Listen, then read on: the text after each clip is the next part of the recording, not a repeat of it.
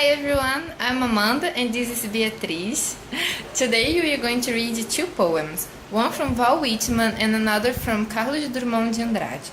In these poems we are going to analyze and try to focus on sex and how women are represented in these poems. And the first poem is A Woman Waits for Me from Walt Whitman. A woman waits for me. She contends all, nothing's lacking. Yet all were lacking. If sex were lacking, or if the monster of right men were lacking. Sex contains all. Bodies, souls, means, proofs, purities, dedications, results, promulgations, sounds, commands, will, pride, and material mystery, the seminal milk. All hopes, benefactions, the sorrows, all the passions, loves, builds, delights of the earth, all the governments, goods, gods, follows the person of the world. These are contained in sex, as part of itself, and justification of itself.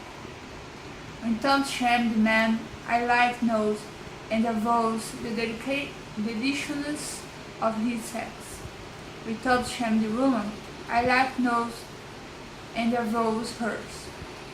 Now, I would mind myself from impulsive woman. I will go stay with her who waits for me, and with those women that are warm-blooded and sufficient for me. I see that you understand me, and not the enemy. I see that they are worth of me. I will be the robust husband of those women. They are not hundreds of less that I am.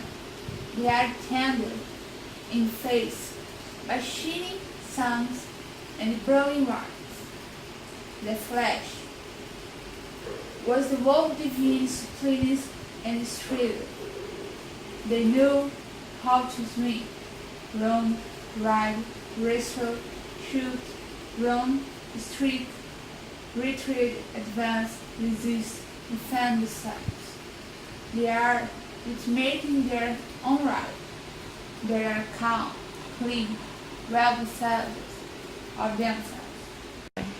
And very close to me, you woman. I cannot let you go. I would you go. I am for you, and you are for me. Not only for your own sake, but for others' sake. And look at and you sleep. Great your ears and barks. The refuse shall wake at the thought of any man but me. It is I, the woman. I make my way. I am stern, I creep, alarm, on the straight that they go, but I love you. I do not hurt you any more than is necessary for you. I prove these truths to stay tongues and doors fit for these states. I press with slow root muscle. I brace myself effectually. I listen to not entreaties. I dare not rebel.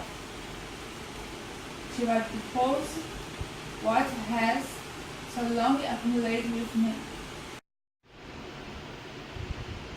Through you, I then the pent-up dreams of myself. In you, I rape 1,000 unraised years. On you, I grasp the grasp of the best beloved of me and America. The drops I distill, you palm shall grow. Cheers and the tragic girls, new articles, musicians, and singers. the babes at the gated home you are to beget babes in their turn. I shall demand perfect man and woman out of my love's standings. I shall expect them to interpenetrate with words, as I and you interpenetrate now. I shall count on the fruit of the gushing showers of them, as I count of the fruits of the gush showers I give now. I shall look for loving fruits from the birth, life, death, mortality. I pen for lovely now. In this poem, we can notice that everything is connected with sex. And in the beginning of the poem, the speaker says that somehow we should not be ashamed of sex because this is something natural in life. And that's what he's emphasized, as something natural, as something that is related to procreation. And there is some moments that he says that women contains all and lacks nothing. So he somehow makes that women contains everything related to procreation, to sex, and she lacks nothing, including feelings. He sometimes emphasizes that women should not be lack of feeling. She should have feeling. He doesn't want a woman who doesn't have feeling. And there is another moment that he says that he will not hurt the woman, and he will hurt the woman, but not more than necessary. So we see that sex is seen as something that is somehow violent for the woman, and that would hurt her, but he would hurt her not more than necessary. So we can notice that it's not more than necessary because it's just for procreation, just to have a child. And in the last stanza, he says, I shall count on the fruits of the gushing flowers of them. As I count on the fruits of the gushing showers I give now. I shall look for loving growth from the birth, life, death, immortality. I plant so loving now. So he's talking about flowers and fruits, but we can see that he's saying that men they are active in this reproducing act, but he is the one who contains the semen. So he's the one who can he contributes for the procreation, but the woman has all the elements in her body to give it the birth. So she is the responsible for giving birth, so to continue the cycle of life, right? Mm-hmm. Now we are going to read Carlos Drummond de Andrade poems. The name of the poem is Você, meu mundo, meu relógio de não marcar horas. In this poem, we are going to notice that sex is treated as a carnal love, and that it doesn't focus on procreation. So it focuses more on the feeling of the person, of the speaker. So, and then we are going to analyze the whole of the woman in the poem.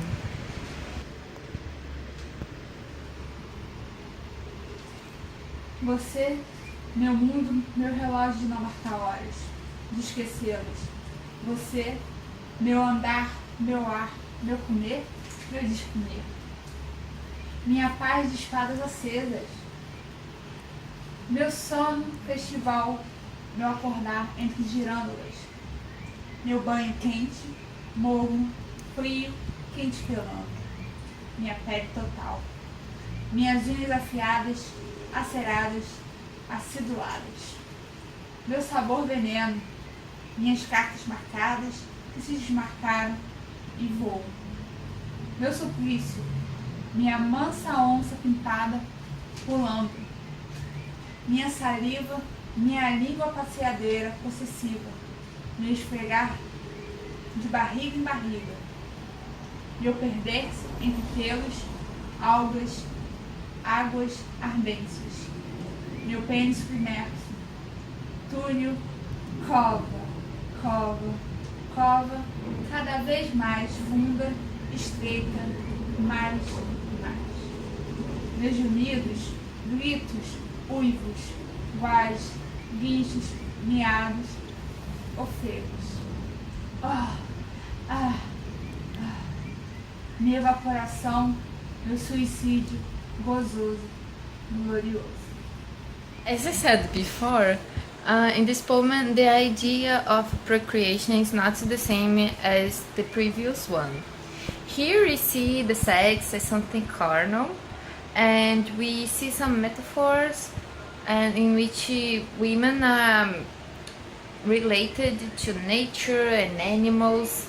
And we can also see that they don't talk about children giving birth. Carlos Drummond in his poem, The Speaker, right? And there are some moments that we see that some references to the sexual organs, such as espadas acesa, that means the man when he is excited.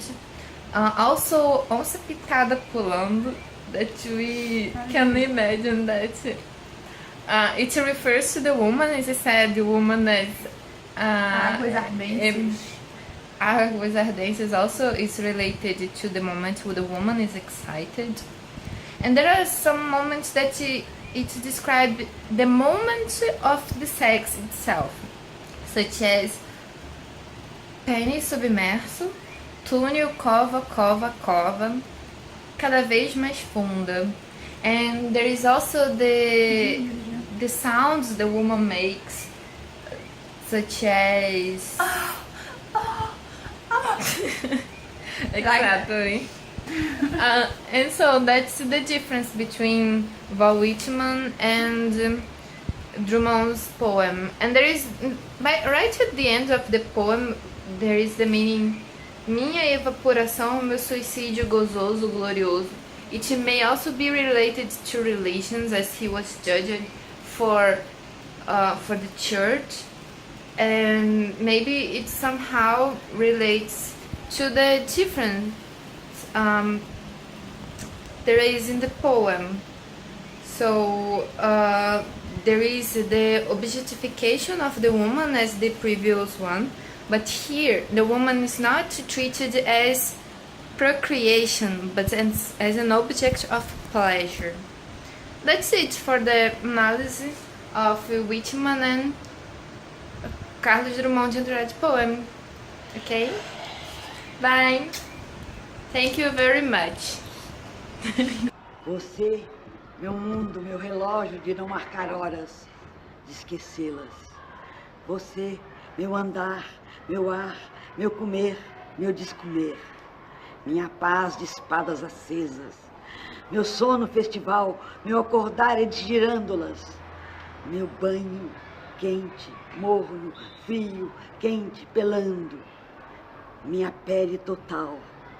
Minhas unhas afiadas, aceradas, aciduladas, meu sabor de veneno, minhas cartas marcadas que se desmarcam e voam, meu suplício, minha mansa onça pintada, pulando, minha saliva, minha língua passadeira, possessiva, meu esfregar de barriga em barriga, meu perder-me entre pelos, algas, águas, ardências, meu pênis submerso, túnel, cova, cova, cova cada vez mais funda, estreita, mais, meus gemidos, gritos, uivos, guais, guinchos, miados, ofegos,